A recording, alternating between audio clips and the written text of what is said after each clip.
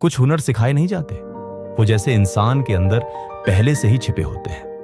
और शायद इसी वजह से चाहे पूरी दुनिया रोकने की कोशिश करे, वो बाहर आ ही जाते हैं। ये कहानी है सेंटिला की, एक ऐसी लड़की जिसे मिट्टी के साधारण ढेलों में भी कला दिखाई देती थी। गांव के बाकी बच्चों के लिए पॉट मेकिंग बस मेहनत वाला काम था, लेकिन सेंटिला के लिए ये जादू था।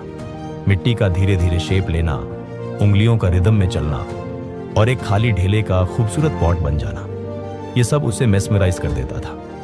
लेकिन उसकी मां अरेला, जो खुद गांव की सबसे स्किल्ड पॉट मेकर्स में से एक थी, नहीं चाहती थी कि उसकी बेटी यह रास्ता चुने, क्योंकि वह जानती थी कि इस कला के पीछे कितनी तकलीफ छुपी है। दूर नदी से मिट्टी लाना, उसे घंटों तक कूटना, भारी टोकरियां उठाना और इतनी मेहनत के बाद भी बहुत कम कमाई होना।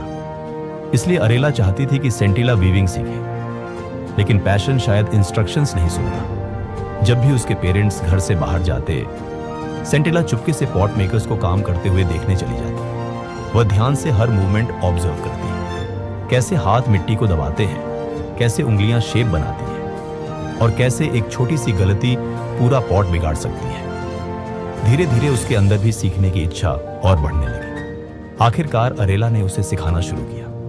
शुरुआत में सब आसान लगा, मिट्टी तैयार करना, उसे नरम बनाना, ये सब सेंटिला जल्दी सीख गई। लेकिन जैसे ही पॉट को शेप देने की बारी आती, उसके हाथ रुक जाते, मिट्टी कोलैप्स हो जाती, शेप बिगड़ जाता और हर बार उसकी मां वही पॉट कुछ सेकंड्स में परफेक्टली बना देती। सेंटिला समझ नहीं पा रही थी कि आखिर उससे गलती कहां हो रही है। फिर उसकी मुलाकात हुई ओनुला से।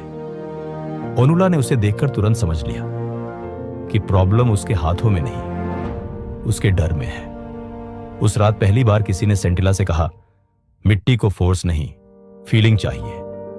और शायद यही वो पल था जब सब बदल गया। अगली बार जब सेंटिला ने मिट्टी को हाथ लगाया, उसके हाथ पहले जैसे टेंस नहीं थे। इस बार मिट्टी धीरे धीरे उसकी उंगलियों के साथ चलने लगी और फिर पहली बार उसके हाथों से एक सुंदर पॉट बनकर तैयार हुआ। लेकिन कहानी का सबसे इमोशनल मोमेंट अभी बाकी था। एक दिन अरेला ने जानबूझकर सेंटिला को अकेले काम करने के लिए छोड़ दिया। शुरुआत में वह नर्वस थी, लेकिन धीरे धीरे उसके हाथ खुद रिदम पकड़ने लगे। एक के बाद एक पॉट्स बनते गए, बिल्कुल वैसे ही जैसे उसकी मां बनाती थी। जब वह खुशी से अपनी मां को बताने अंदर गई, वहां सन्नाटा था। अरेला जा चुकी थी, लेकिन शायद जाने से पहले वह अपनी कला अपनी बेटी को दे चुकी थी। और उसी पर गांव में एक नई पॉट मेकर का जन्म हुआ। Quick revision, time question. एक, अरेला सेंटिला को पॉट मेकिंग क्यों नहीं सिखाना चाहती थी? आंसर, क्योंकि यह काम बहुत कठिन था और इसमें ज्यादा कमाई नहीं थी। क्वेश्चन 2, सेंटिला पॉट मेकिंग से इतना प्रभावित क्यों थी? आंसर, क्योंकि उसे मिट्टी से सुंदर पॉट्स बनना जादू जैसा लगता था। क्वेश्चन 3, इस स्टोरी का मेन मैसेज क्या है?